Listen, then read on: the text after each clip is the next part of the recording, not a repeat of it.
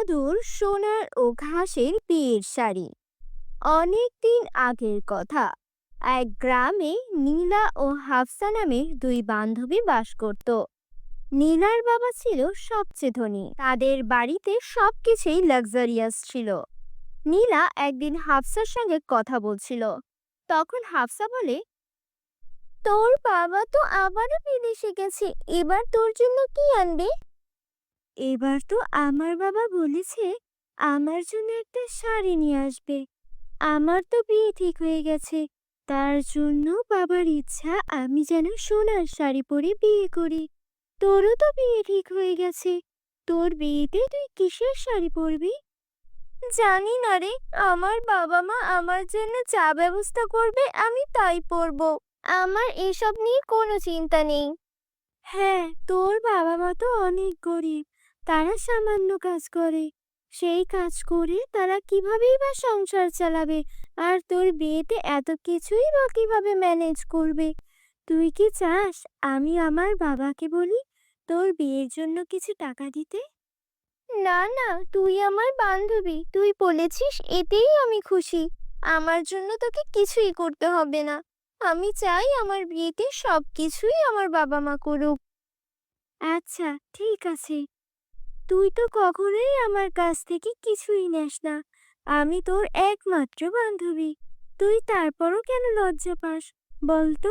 দেখ, তুই অনেক ধনী পরিবারের মেয়ে, তারপরও তুই আমার সঙ্গে বন্ধুত্ব করেছিস, এতেই আমি অনেক খুশি। এর বেশি আমার জন্য তুই আর কি করবি? আমার মতো একটা গরিব মেয়ের সঙ্গে এমন একটা ধনী পরিবারের মেয়ের বন্ধুত্ব আছে, এটাই তো অনেক। আরে হাফসা, তুই এভাবে কেন বলছিস? তোর মনে আছে আগেরবার যখন আমি নদীতে পড়ে গিয়েছিলাম, তুই তোর প্রাণের পরোয়া না করে আমাকে বাঁচিয়েছিলি। সেই থেকেই তো আমরা ভালো বন্ধু। তুই আমার জীবন বাঁচিয়েছিস, তোর কাছে যে আমি চিরঋণী। আরে ওটা তো আমার দায়িত্ব ছিল, বন্ধু হয়ে বন্ধুর জন্য এতটুকু করব না, এটা কি হতে পারে? বন্ধুরা, তোমরা যারা যারা গল্পটি দেখছো, তোমাদের নাম কমেন্টে লিখে জানাও। আমরা নেক্সট গল্প তোমাদের নাম দিয়ে বানাবো। দেখতে দেখতে বিয়ের সময় চলে এলো। নীলার জন্য সোনার শাড়ি, সোনার গহনা, সোনার জুতা, সবকিছুই সোনার ছিল। এমনকি রিসেপশনের সবকিছু সোনা দিয়ে মোড়ানো ছিল। নীলা সবকিছু পরে ওকে একদম সোনার কোনো রাজকন্যা মনে হচ্ছিল। বেশ সবকিছু অনেক জাঁকজমকপূর্ণ ছিল। এসব কিছু দেখে হাফসার চোখে পানি চলে আসে। নীলার জীবনে কত আনন্দ! ও এত দামি শাড়ি, দামি গহনা আর কত লাক্সারিয়াস লাইফ লিড করে। আর আমি জানিও না যে আমার বিয়েতে আমার বাবা মা আমার জন্য একটা শাড়ির ব্যবস্থা করতে পারবে কিনা। আমি আমার বন্ধু বান্ধবদের আমার বিয়েতে দাওয়াত পর্যন্ত দিতে পারবো কিনা সেটাও জানি না। নীলার বিয়ের পর ও বিদায় নিল। এদিকে হাফসার বিয়ের জন্য ওর বাবা মা ব্যবস্থা করছিল। হাফসা মা, এদিকে একটু আয় তো দেখি। হ্যাঁ মা, বলো। তোর জন্য তোর বাবা যে পাত্র দেখেছে, তোকে তার পছন্দ হয়েছে। সে বলেছে তোকেও তার পছন্দ হয়েছে, আর আমাদেরও তাকে পছন্দ হয়েছে। ছেলেটা একটা কৃষক, এতে তোর কোনো আপত্তি নেই তো? তোর বান্ধবীর বিয়ে তো কত বড় ধনী ব্যবসায়ীর সঙ্গে হয়েছে, কিন্তু আমরা তো গরিব, তোকে তো চাইলেও কোনো ধনী ছেলের সঙ্গে বিয়ে দিতে পারবো না। তাই এই কৃষক ছেলেটার সঙ্গেই তোর বিয়ের ব্যবস্থা করেছি মা। এটা নিয়ে তোর মনে কোনো কষ্ট নেই তো? আমার বাবা কৃষক, আমার মা সামান্য গৃহিণী। আমার বিয়ে কি আর ধনী পরিবারে হবে? এসব নিয়ে আমার কোনো রাগ নেই মা। আমার ভবিষ্যৎ আমার জন্য যা আছে তাই হবে। আমার বিয়ের জন্য আমি কি শাড়ি পরবো মা, সেটা কি ঠিক করেছো? হ্যাঁ, সেটা নিয়েই চিন্তা করছি। আমাদের কাছে তো একদমই টাকা পয়সা নেই, তাই ভাবছিলাম দেখি কোনো পুরনো কাপড় চোপড় যদি কারো কাছ থেকে পাই, সেখান থেকে একটা বিয়ের শাড়ি নিয়ে আসবো। মা, আমার বিয়ের দিন আমাকে পুরনো বিয়ের শাড়ি পরতে হবে? এর চেয়ে কষ্টের আর কি আছে? আমরা তো গরিব কেন মা, আমাদের এই কষ্ট কবে শেষ হবে? তোর যখন এতই খারাপ লাগে, তোর বান্ধবীর কাছ থেকে কিছু টাকা তো নিতে পারিস, সেটা দিয়েই না হয় তোকে শাড়ি কিনে দিলাম।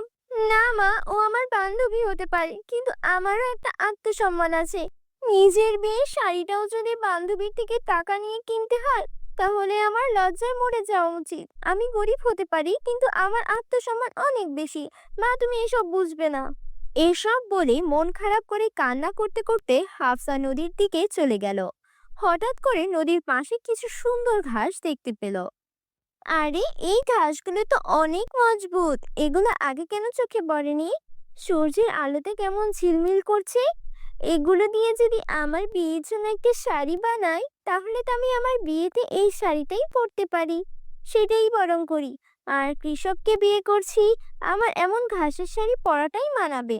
তারপর হাফসা সেখান থেকে ঘাসগুলো কাটতে শুরু করে।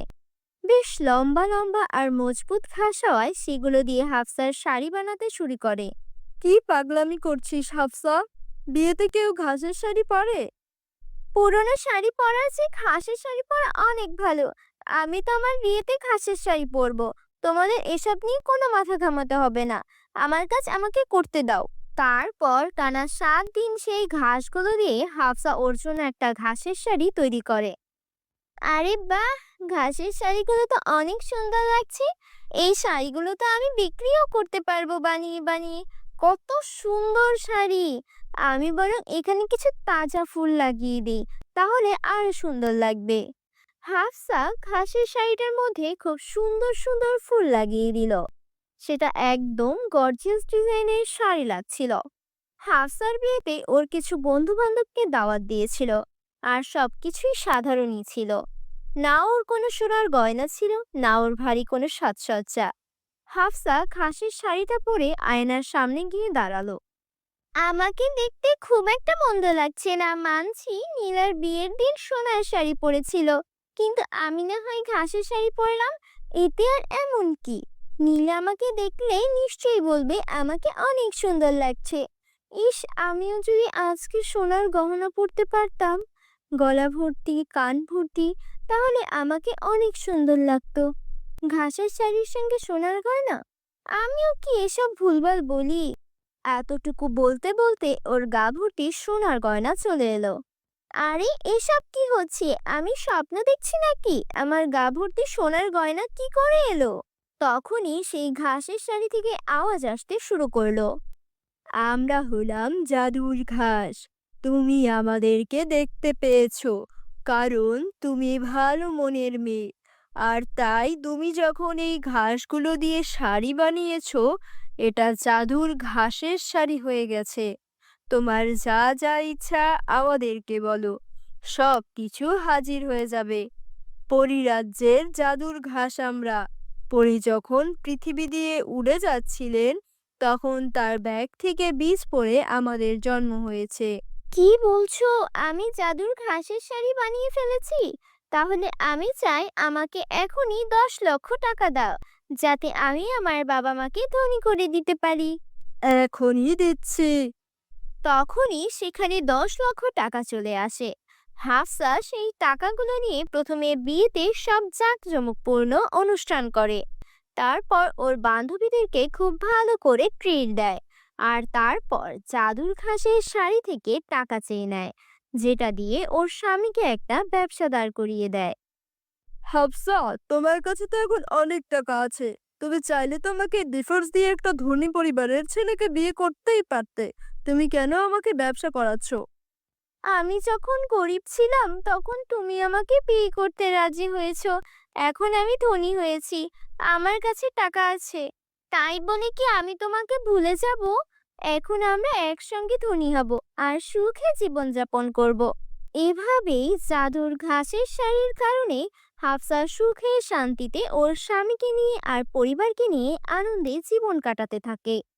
আমাদের চ্যানেলে নতুন হয়ে থাকলে চ্যানেলটিকে সাবস্ক্রাইব করতে ভুলো না যেন।